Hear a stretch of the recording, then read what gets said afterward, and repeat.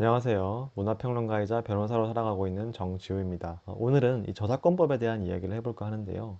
많은 분들이 저작권과 관련돼서 인용에 대해서 궁금해하시는 분들이 정말 많습니다. 내가 책을 쓰려고 하는데 다른 사람의 책을 인용해도 될까요? 다른 사람의 영화를 인용해도 될까요? 이런 질문들을 굉장히 많이 하시고, 특히나 이 블로그를 운영하시는 분들 경우에는 서평을 쓰면서 제가 다른 책의 구절을 인용을 하는 것이 혹시 저작권 위반 아닌가요? 영화나 드라마 리뷰를 쓰면서 그 캡처 화면을 쓰는 것이 혹시 저작권 위반은 아닌가요? 저작권 침해는 아닌가요? 이런 식의 질문들을 굉장히 많이 하시는데요. 그와 관련돼서 가장 중요한 것이 바로 이 저작권법상의 인용이라는 조항입니다. 그래서 오늘은 이 저작권법의 인용 조항에 대해서 한번 여러분들께 소개시켜 드려볼까 합니다. 저작권법 제28조를 읽어보면요, 이렇게 되어 있습니다. 공표된 저작물은 보도, 비평, 교육, 연구 등을 위하여는 정당한 범위 안에서 공정한 관행에 합치되게 이를 인용할 수 있다라고 규정이 되어 있습니다. 이 규정은 그 저작권자의 허락이 없더라도 그 저작물을 인용할 수 있다라고 규정된 조항입니다. 다시 말해서 우리는 통상적으로 저작권에 대해 좀 관심 있으신 분들은 항상 저작권자의 허락을 받지 않으면 우리는 그 저작물을 이용할 수 없다라고 믿고 있지만, 이 저작권법 같은 경우에는 설령 저작권자의 허락이 없다 할지라도 그 저작물을 정당한 범위 안에서 공정한 관행에 합치되게 인용할 때는 허락 없이도 인용을 할 수 있다, 이용을 할 수 있다라고 규정을 하고 있습니다. 그래서 이제 많은 분들께서 인용을 할 수 있는 거 아닌가요? 라고 묻고 있는데요. 결론부터 말씀드리면 인용을 할 수 있죠. 근데 중요한 것은 이 인용이라는 것이 무엇인가라고 하는 건데요. 한번 이 구절을 하나하나씩 살펴보면 되게 좋을 것 같습니다. 보도, 비평, 교육, 연구 등을 위하여는 인용할 수 있다라고 되어 있는데, 여기서 굉장히 중요한 것이 바로 이 등이라는 부분입니다. 보도, 비평, 교육, 연구의 경우에만이 아니라 등이기 때문에 사실 굉장히 이 등 속에 많은 것들이 들어올 수 있어요. 그래서 뭐 리뷰나 해설이나 해석이나 뭐 보충, 소개, 뭐 여러 가지 것들이 이 등 속에 들어올 수 있는 것이고요. 실제로 저작권법상 법리적으로도 예증을 하거나 해설을 하거나 보충하거나 소개하거나 강조하기 위해서 우리가 이 다른 저작물을 인용할 수 있다라고 보는 것이 일반적입니다. 그래서 내가 어떤 주장을 하는데 예를 들기 위해서 다른 책을 인용할 수도 있고, 그 책을 해설하기 위해서 일부를 인용할 수도 있고, 또 그 책을 되게 좋게 소개하기 위해서 일부 정도 구절을 읽거나 적는 방식으로 인용을 할 수 있다는 것이죠. 그렇다면 이런 인용하는 목적이 뭐 영리적인 거나 비영리적인 거 상관이 없나요? 라고도 많이 물어보시는데, 당연히 비영리적인 목적이면 인용을 훨씬 더 자유롭게 할 수 있지만, 영리적인 목적이라 하더라도 인용이 불가능한 건 절대 아닙니다. 대법원 판례의 경우에도 비영리적인 목적의 이용이 훨씬 더 범위가 넓긴 하지만, 영리적인 목적이라 할지라도 어느 정도 인용을 할 수 있다라고 그 판시를 내리고 있는 부분이 있습니다.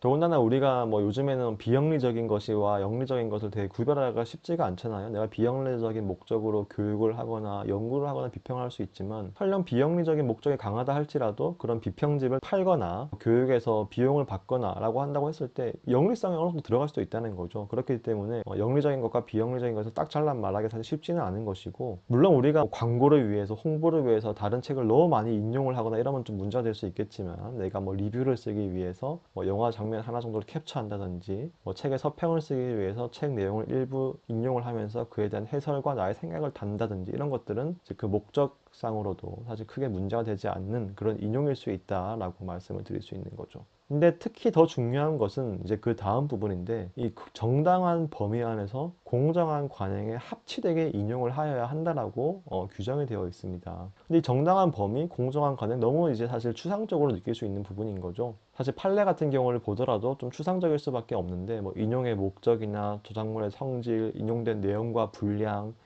피인용 저작물을 수록한 방법과 형태, 독자의 일반적 관념, 원 저작물에 대한 수요를 대체하는지 여부 등을 종합적으로 고려해야 된다고 하는데, 사실 굉장히 판례도 추상적이긴 합니다. 그래서 우리가 뭐 간단하게 한번 이 부분을 좀 정리를 해보면, 아무래도 내가 그냥 단순히 비영리적인 목적으로 블로그에 글 쓰는 거라면 인용이 충분히 가능하다, 이렇게 보실 수도 있을 것 같고, 그 인용된 내용과 분량이 너무 많지 않은 것이 좀 요구될 필요가 있겠죠. 우리가 책 리뷰를 쓰는데 책에 대한 내용이 80%고 나의 의견이나 해설을 쓴 부분은 20%밖에 안 돼요. 그러면 이건 사실상 나의 리뷰와 해설을 위해서 이 책을 가지고 온 게 아니라 그냥 이 책을 복제한 것이기 되기 때문에 인용이 아닌 거죠. 그래서 우리가 인용을 한다는 것은 그 책의 일부를 가지고 오고 거기에 대한 나의 의견을 더 길게 쓰고 나의 해설을 더 길게 쓰고 나의 비평이나 나의 리뷰를 더 중심이 되는 글을 쓰겠다는 거거든요. 그래서 그 글의 주된 목적, 그 글의 주 내용은 나의 글, 나의 의견, 나의 생각이어야 돼요. 근데 그 책을 그냥 그대로 가지고 와서 갖다 붙여놨다. 그리고 나의 생각을 요만큼만 써놨다. 사실 그러면 이게 인용이 아닌 거죠. 그래서 인용을 할 때도 가지고 올 때 너무 많은 분량을 가지고 올 게 아니라 그 책에 대한, 영화에 대한 나의 의견을 쓰기 위해서 일부를 이제 가지고 오는 정도가 되어야 되겠죠. 우리가 영화 리뷰를 한다고 하면서 영화를 통째로 녹화해가지고 틀어놓은 다음에 여기서 나의 리뷰를 한다? 이건 사실 인용의 범위를 상당히 벗어난 거죠.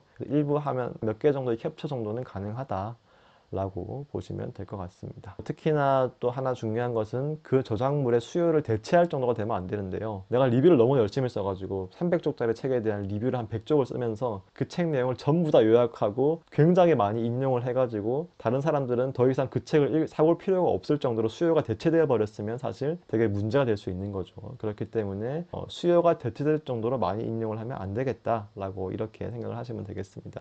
요즘 같은 시대에는 모든 분들이 크리에이터인 시대이고 다들 글을 쓰고 많은 콘텐츠들을 만드는 시대이기 때문에 타인의 콘텐츠를 인용하거나 그럴 일들은 굉장히 많이 생기실 수 있어요. 근데 인용을 하실 때 그대로 복제해 와서 그걸 콘텐츠로 만들면 안 되는 거고요. 일부를 가지고 와서 인용을 하고 나의 이야기를 쓰는 방식으로 나의 이야기가 주가 되고 나의 이야기가 분량도 더 많고 가지고 온 것은 일부일 때 저작권법상 인용이 허락되는 경우겠다라고 생각하시면 되겠습니다. 하나 주의하실 점은 이럴 경우에도 반드시 출처 표기는 하셔야 된다는 겁니다. 뭐 출처 표기에 정해진 방법은 없는데 적어도 책을 인용한다고 했을 때는 그 책의 저자나 출판사나 쪽수 정도를 인용해 주시면 되게 좋겠죠. 근데 이것도 꼭 정해진 방식이 있는 건 아닌데 누가 보더라도 그 책을 인용했구나를 알 수 있을 정도로 명료하게 출처 표시를 해줄 필요는 있습니다. 출처 표기는 절대 면제되지 않기 때문에 반드시 출처 표기를 해주셔야 되고요. 출처 표기를 해주시고 이 정당한 범위 안에서 공정한 관행이 합치되게만 이용하신다면 여러분들께서 콘텐츠를 만드실 때